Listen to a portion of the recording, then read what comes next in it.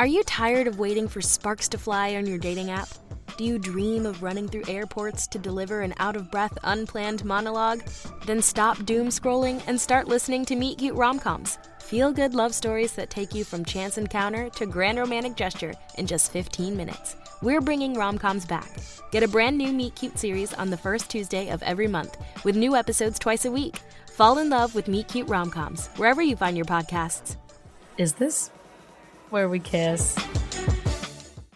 You're like, 100%. I'm not going to wear a draw to bra. What?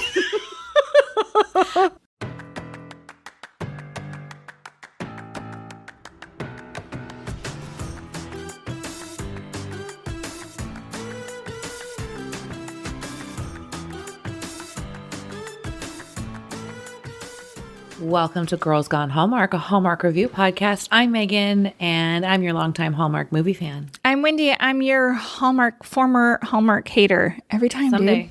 I know. I'll get it someday. Thank you for listening today as we discuss Field Day, the final movie before Hallmark starts dropping a barrage of countdown to Christmas movies. Already. I would like you to know, this is not a complaint. I'm not asking for help. I just sometimes need to say these things out loud. Mm-hmm. I'm feeling overwhelmed. Mm-hmm. And it's not just this podcast. It's the middle of October and, life's about to get into high gear. Yeah. And about once or twice a year, I get this feeling like life would be okay if everyone would just go away for a week and not need me. Take the dogs, go away, let me get my life in order. Let me do every last bit of laundry. Let me deep clean the house. Let me work whenever I want to without interruption. I just need 7 days. Can you relate to that or no? Am I being ridiculous? No, I can completely relate to that. But if I were to have 7 days alone, I don't want to do all the laundry and clean the house. Well, there's other priorities. I know this is our Hallmark podcast.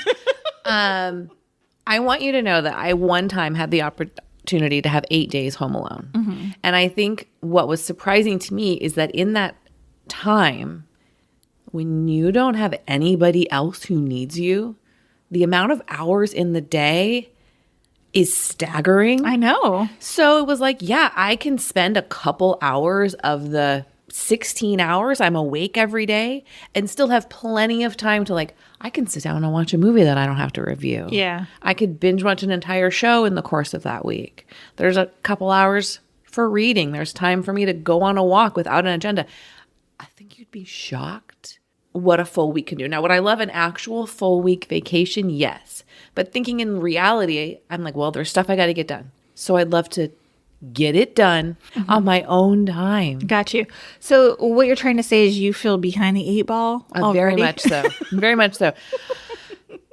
I'm trying to get ahead of the game by the end of this weekend. That's my goal. That I go into next week and I'm on top of my game. So check back with us. Well, I think that your body's already shutting down on you because if you can't tell, Megan's voice is gone. For no reason. I apologize. I don't know how long it's going to be like this. I'm on day 5. If you want more from us, you can find us on Instagram. We are at Girls Gone Hallmark and at Megan and Wendy. We also put out 4 podcast episodes every month on our Patreon. Yeah, maybe we bit off more than we can chew there. If you want more of this banter like you're getting right now, that's where you can get that. Patreon.com/Megan and Wendy. It is a bargain price at $5 a month, and you can get your first 7 days free if you want to check it out and see what that's like at Patreon.com/Megan and Wendy. I mean, if they're home alone for 7 days, they could listen to our entire library of Patreon for free. That's right. Guys, jump into our Girls Gone Hallmark Facebook group. That number's ticking up little bit every single day. Makes me happy. And it's a very nice group filled with very nice people who have a lot of opinions about Hallmark movies, and I love it. It's a fantastic group of people. Let's do some Hallmark news and notes. Okay. I love Wendy's note. Hallmark's in their Taylor Swift era. They sure are. I'd love to know how much they paid for this, but they are using Taylor Swift's Christmas Tree Farm song in their 2023 Countdown to Christmas promos. I mean, they're so smart. I don't know who's running that show over there right now, but I mean, it makes sense to like The same person who put New Kids on the Block in a movie that was designed for mothers of a certain age. Thank you for the reminder. I forgot to add it to my notes. Yes, we'll talk more about that. Okay. Sleepy Kitty Paw over on Twitter. Look, I'm just always going to call it Twitter. I don't care. If you don't follow this person knows everything about Hallmark movies and more. So if you're on the Twitter. They have said they're pulling back on their like holiday movie coverage. I saw. But they're still covering quite a bit. Look at it. It is going to be my Everest to get this person on our show. We'll use a voice modulator if we have to. Yes. Like we won't share anything. We could do it all via audio. It doesn't even have to be on camera. Yeah. I don't need to see what this person looks like. That Dumois chick has a podcast and she's anonymous, but people hear her voice. I know. See, I'm going to email them again. Anyway, my point was Sleepy Kitty Paw shared that Field Day pulled in 1.52 million live viewers and 0.12 of the key demo. This movie was the top non-sports program of the evening. That's a lot of people watching, particularly in like football season. That was Saturday night, college football night. Yeah. Lots of competition. Mm-hmm. How many total number of holiday movies across all platforms and channels do you think there are this year for 2023? Well, I hate to be this person, but I saw this tweet as well. So I know that it's roughly in the 150 range. Yeah. Which is significantly less than last year, although it's still a huge number of holiday movies. It's a big number of holiday movies, but I'm going to have to guess that the strikes of course has something to do with it. Of course. Yeah. I mean, are you okay with 155 holiday movies? It's plenty. I mean, when I'm looking at the Hallmark schedule, it's a lot. Mm-hmm. And then I might see an ad for an Eddie Murphy Christmas movie over on Amazon, and I'm like, where am I going to add that? I have to watch all these Hallmark movies as it is. Per Hallmark, 3-bed, 2-bath, 1 ghost was a ratings, quote, knockout. This is the part I don't understand, and because girl math. With 3.9 million unduplicated total viewers. Are they pulling from streaming services? I don't know. But nevertheless, a big win for the network. A big win. It is the network's most watched 2023 premiere. I will be interested to see once we get a full week out from Field Day how those numbers shake out. Oh, good. Good point. Let's talk about Field Day with a synopsis. All right.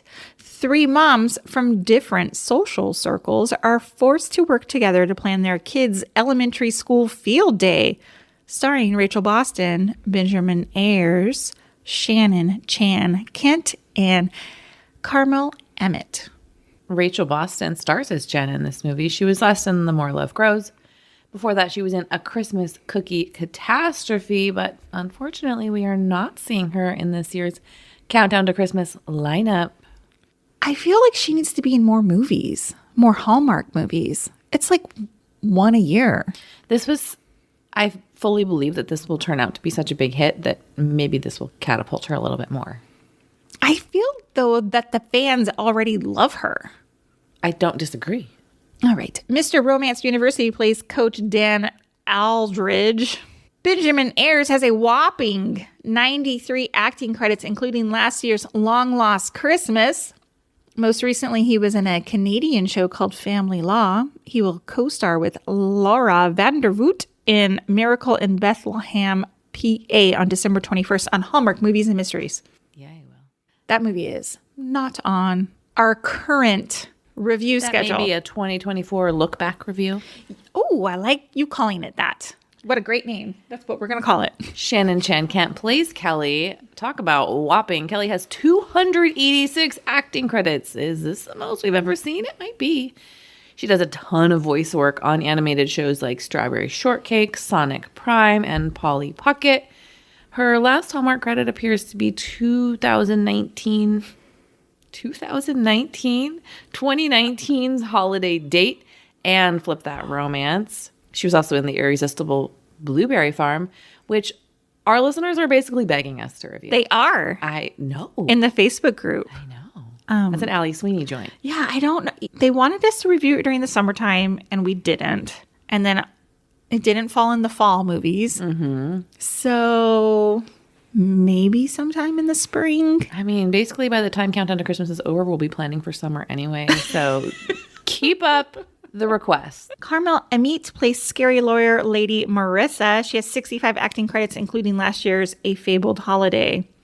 No notes there. We're not going to even revisit A Fabled Holiday. This script was written by Julie Sherman Wolfe. Now, if you don't know her, yeah, you do, because listen to the titles of the movies she's written. Fourth Down in Love, Hanukkah on Rye, A Holiday Spectacular, Always Amore, The Perfect Pairing, A Dickens of a Holiday, You, Me, and the Christmas Trees, Right in Front of Me, Taking a Shot at Love, One Royal Holiday, Wedding Every Weekend. Y'all, these are good movies. We love her. Definitely. Big fan.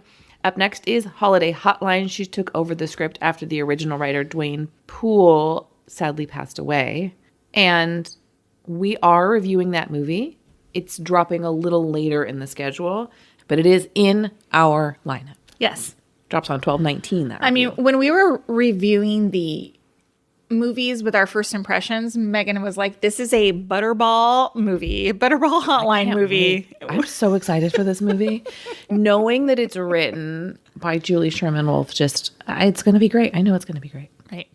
David Winning directed. His previous titles include Time for Him to Come Home for Christmas, The 9 Kittens of Christmas, The 27-Hour Day, and about 80 other movies because he directs a lot. And finally, this movie was filmed last fall in Vancouver, Canada, where apparently it was very cold.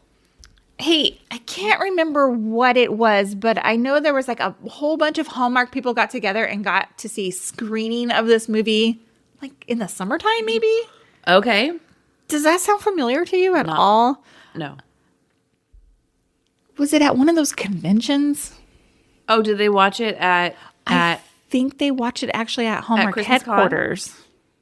I think you're right. Like all the Hallmark stars went to Hallmark headquarters ahead of Christmas Con because they were all in town for that. Yeah. That's ringing a bell. Okay. We weren't there, sadly. Next year. Well, I just had I hope when we go on our Hallmark cruise, we get a little preview. Has that already been announced? There's a screening. Of a movie that's a movie that's not made yet? Correct.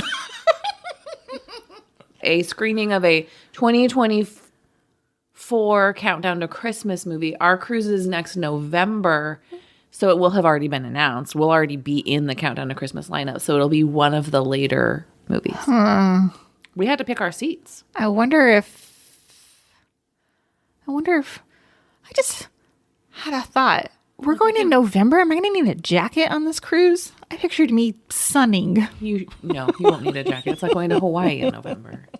A light jacket maybe for windy decks, but it's not likely to be wintry weather in the Bahamas. I mean, let's be real. I'm probably going to be laying on my bed the entire time because I'll be seasick. But no.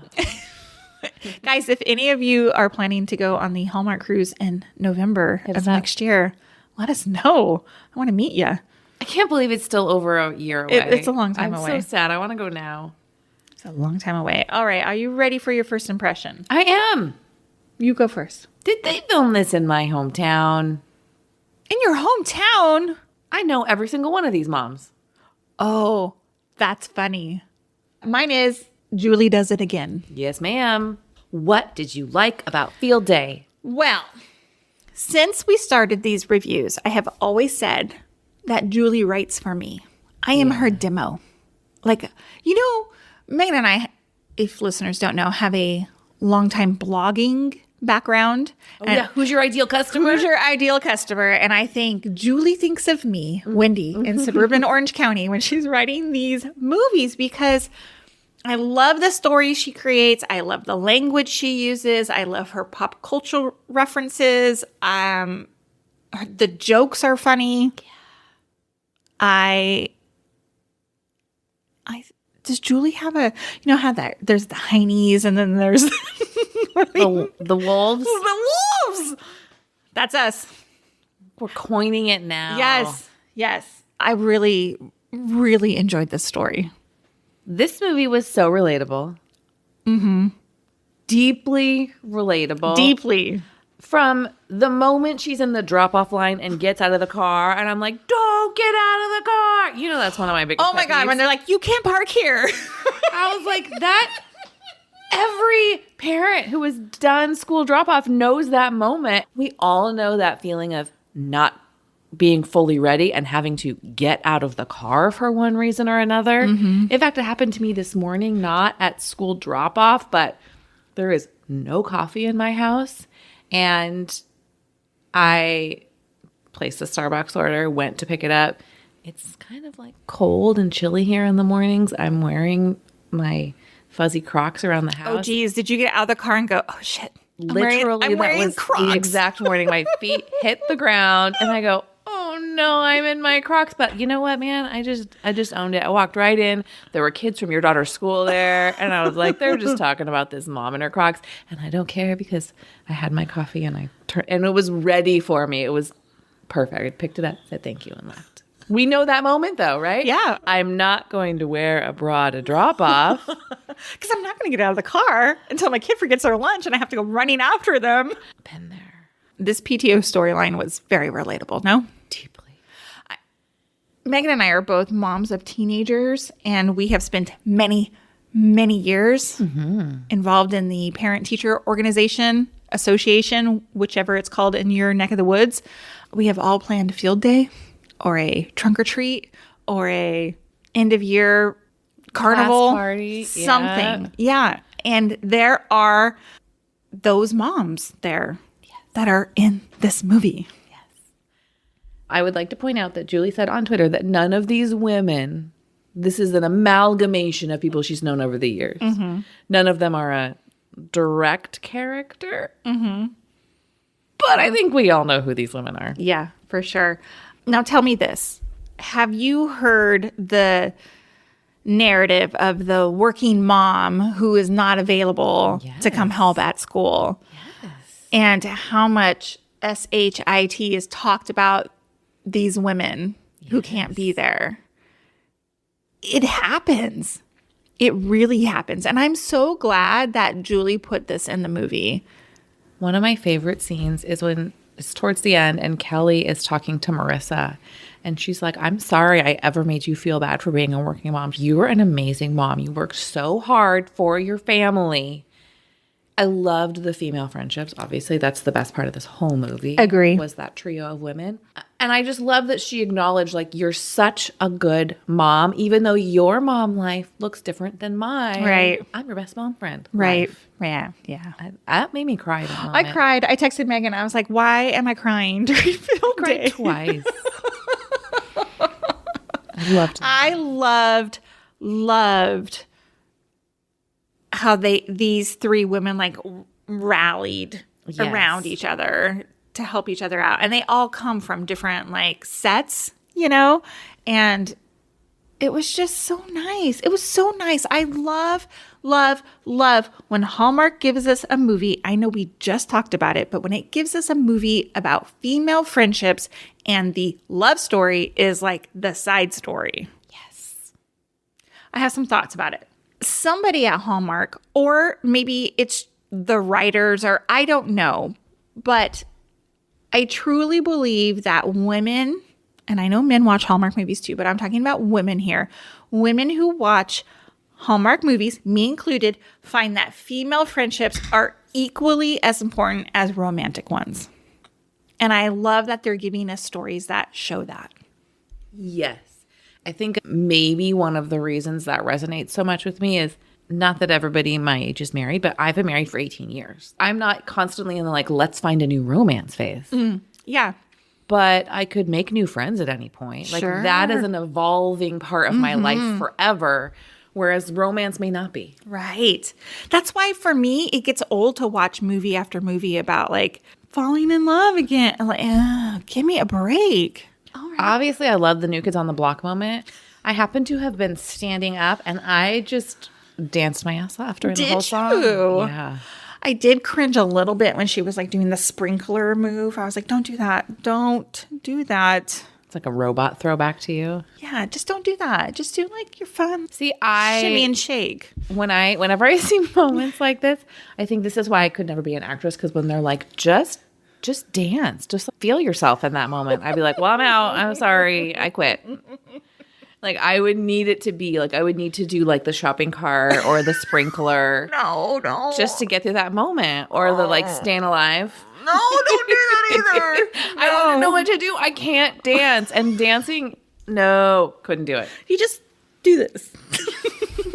Too bad we're not on video.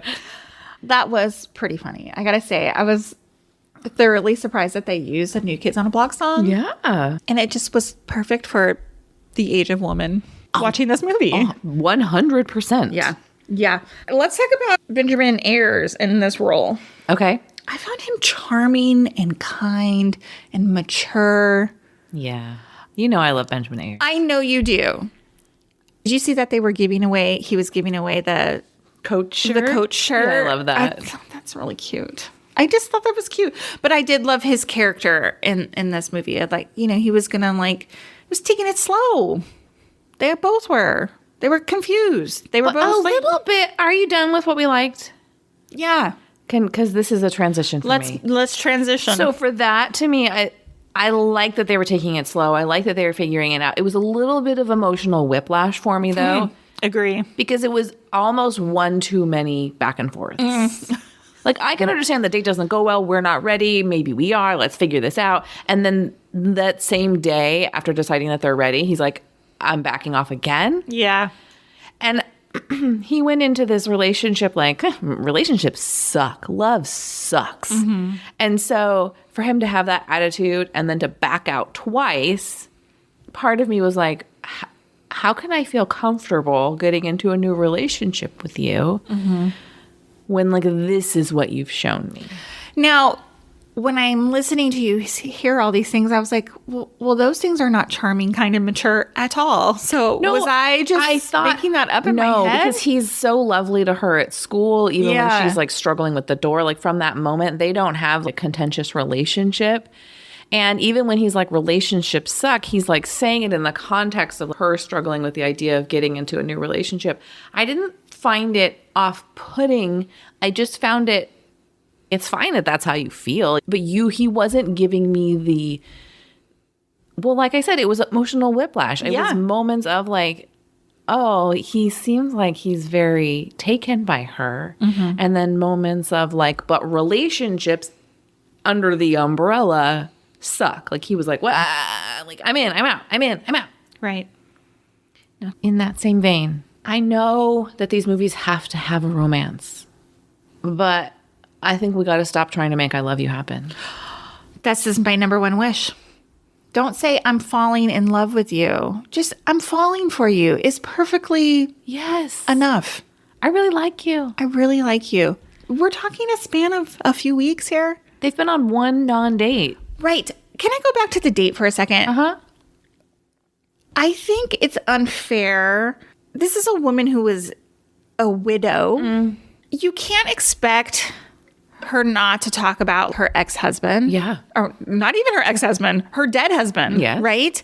And I think like she was kind of beating herself up a little bit after the date. She's like, oh, I talked about, I can't remember his name. Sorry. Her now past husband. I don't think it's unfair. Like this was a man she loved. She lost him. It's a huge part of her life.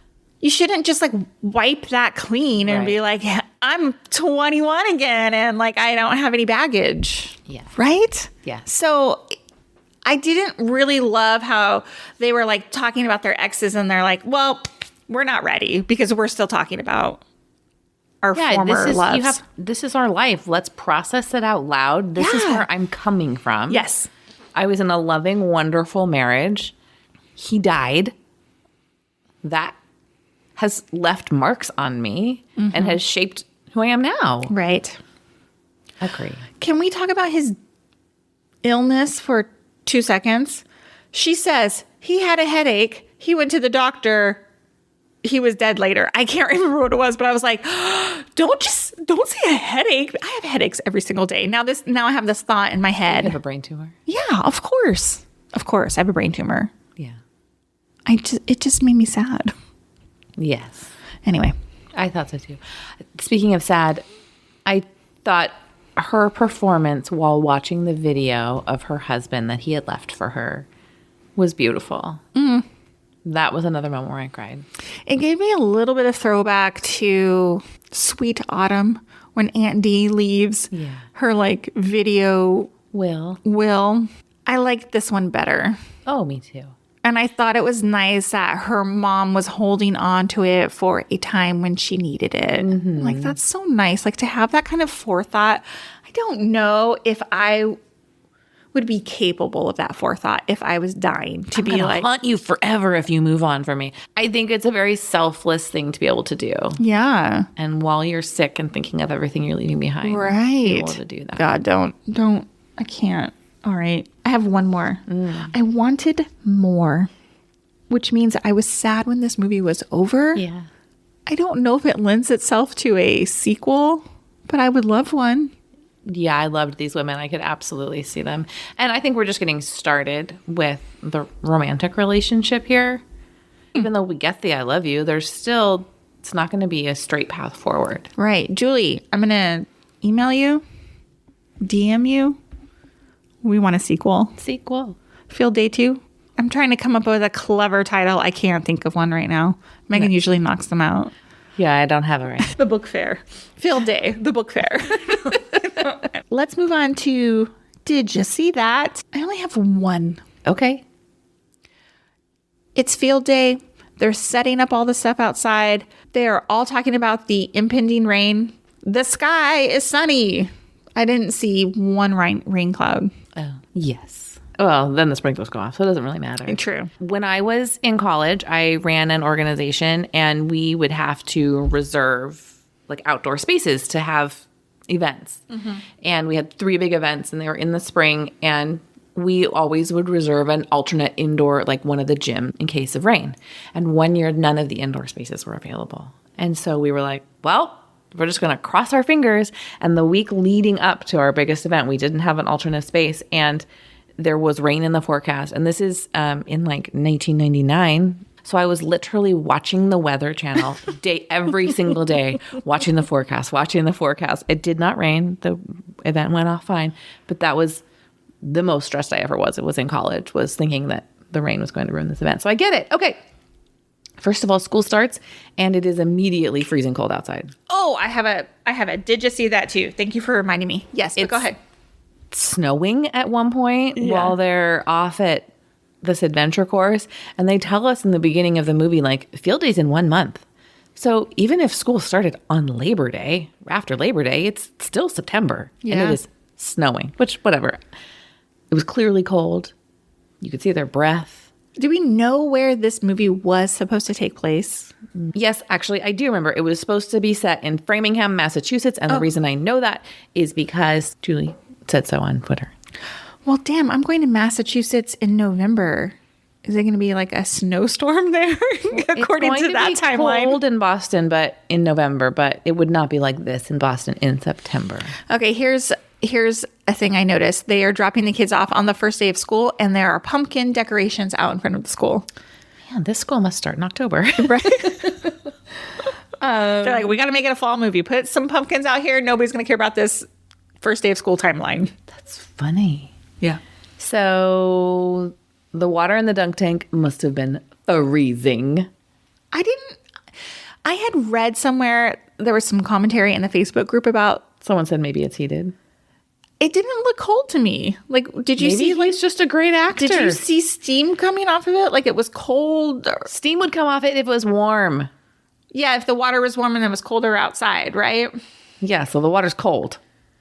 Oh, yeah. Steam's not coming off my cold pool when it's cold outside. Yeah. Steam's coming off the hot jacuzzi when it's cold outside. Okay, so, yeah, I mean, he's an actor. He's a professional. I'm just saying, you're not putting me in a freezing cold dunk tank when it's cold enough to see my breath. Well, remember on the way home when they would have to, like, jump into that pond or whatever? I'd be like, I need to be paid a lot of money to jump in that cold pond.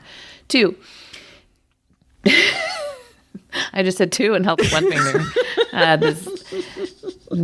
During the indoor field day, there is a soccer shoot game that they have going on, and there's a mom in goal, and she's just going for it, like big smile, diving for all the balls. And I was just like, she deserves a prize. Like, she's just really bringing it. Those kids The mom deserves a prize. Yeah, that's a good volunteer. This entire movie has so many great lines. Like, I could not possibly write them all down. It's just line after line after line. But when Kelly is asking for something and she goes, oh, I thought we could just barter for exposure. Oh, she was asking Jen.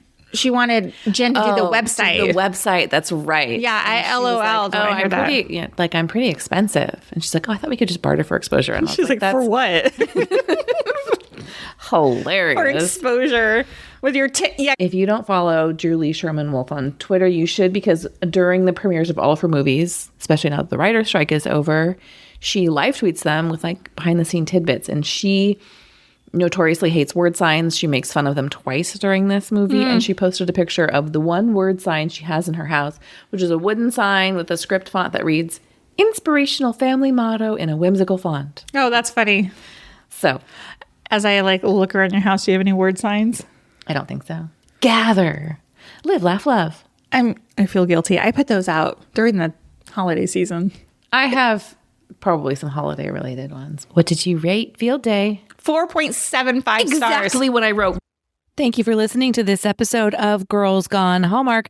This was the final episode in Hallmark's fall lineup, and Countdown to Christmas starts tomorrow, Friday, October 20th. We're not quite done with fall around here, though. We do still have 2 fan favorite fall movies dropping over the next 2 weeks. So make sure you come back for that. But we will be starting our Countdown to Christmas reviews next week as well. So talk about Whiplash, y'all. We'll see you next time. Bye.